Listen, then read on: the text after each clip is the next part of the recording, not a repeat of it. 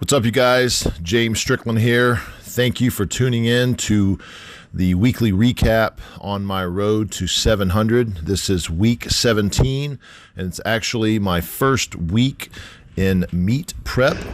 I have a meet scheduled for February 17th, and it's going to be a Tiny Meeker promoted meet. It's an IPA federation, and starting off the day here is my final warm-up with 585. I always like to film it.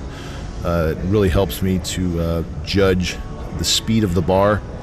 A lot of the time in warm-ups especially, it's very difficult to tell due to fatigue and different things going on during the week and even during the workout, just how good, I guess, if you will, the lift really is. Sometimes the feel is not enough for me to trust. Here I am. I've got 605 on the bar, and the program calls for 2 reps today, and these both went up very, very easy. And my buddy Jeff there actually said go for 3, and I'm going to stick with the program. Definitely think I had about 4, possibly 5 reps there if I was to grind it out. No need. I'm going to save it for meet day. This is some overload training, and starting with 655. And this is just to acclimate my body and CNS to the heavier weights as we go forward. I will be handling not only the 655 but the 675 at least once before the meet. That way we are prepared for 700. This 675 is actually a match to my current PR in training with this particular slingshot, and this is the smoothest it's ever gone up. You will see a slight dip as I'm transitioning into the triceps. Obviously the slingshot helps off the chest. It does not help very much at all at the top. You'll actually see that pretty exaggerated on this 700.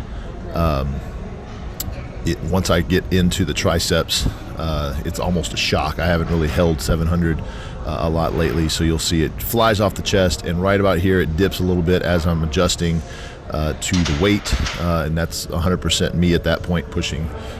So that 700 felt really, really good. Moving on to 3 sets of 3 on plyometric push-ups. As I've said in a couple of last videos, these really help with explosion off the chest. These are the equivalent of basically pushing your bench press into overdrive and really activating that fast twitch muscle fiber. Really helps you to get that bar off your chest. Moving on to 3 sets of 3 with 455. I had a little bit extra volume this week, so I didn't need to go 500 on these. The 455, this is just ridiculous how fast this has gone. This is definitely right up there with some of the fastest bench pressing I've ever done. And like I said earlier, to kind of explain that a little bit better, when it comes to how the bar feels and how I feel in training, I don't trust really how my mind tells me that the weight is moving. I do review almost every lift if I have any questions about the speed of the bar or the perceived exertion, because I want to make sure that I'm properly warm for each lift. A lot of the times I do not feel that the lift was fast enough, and it gets in my head a little bit. I think that's just a safety mechanism that's kind of built into my training. So I do review my videos pretty much right after I do the lift when I'm resting for the next set. And I make sure that the speed is on par, and that's when I know everything is really going well.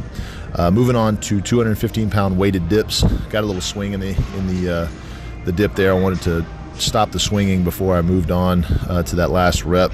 No need letting that 215 pounds hanging from my actually, it's not even, I don't even have my weighted belt that I normally have. I actually had to improvise and use a canvas looking kind of a nylon cord that they just had laying around the gym. So note to self, try not to forget the weight belt at home, and if you do, that doesn't mean you can't do the weight. I have a little bit of bruising on my belt line because of this nice comfortable improvisation, but it is what it is. Got 2 sets of 8 there. Really working on the triceps and banging those out. Moving on to some paused floor flies. This is a little bit different angle than last week, so you can kind of see where I'm actually stopping. I let the triceps hit the ground, the elbows basically start to hit the ground, but I don't not have a bend in my elbow at all times. I want to make sure that I'm keeping constant tension on the chest and not making it an arm movement. I don't really care too much about the weight hitting the floor at all. I want to just make sure that my pecs are under constant tension.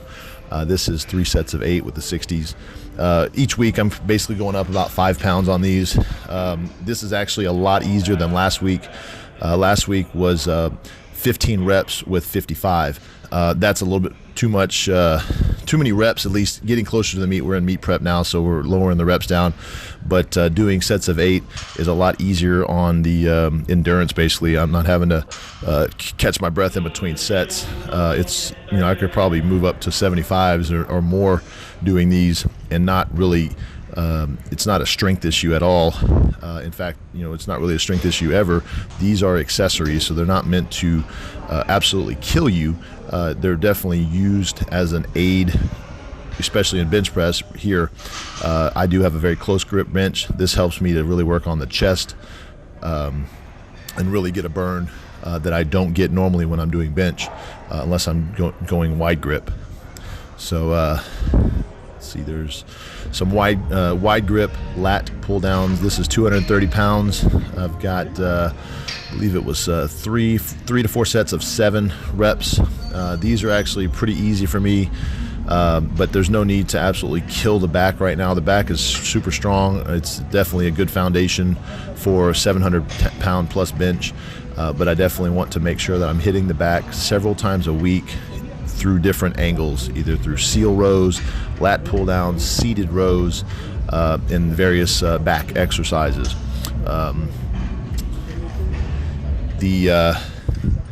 The meet, like I said, is February 17th. Tiny Meeker is going to be promoting it.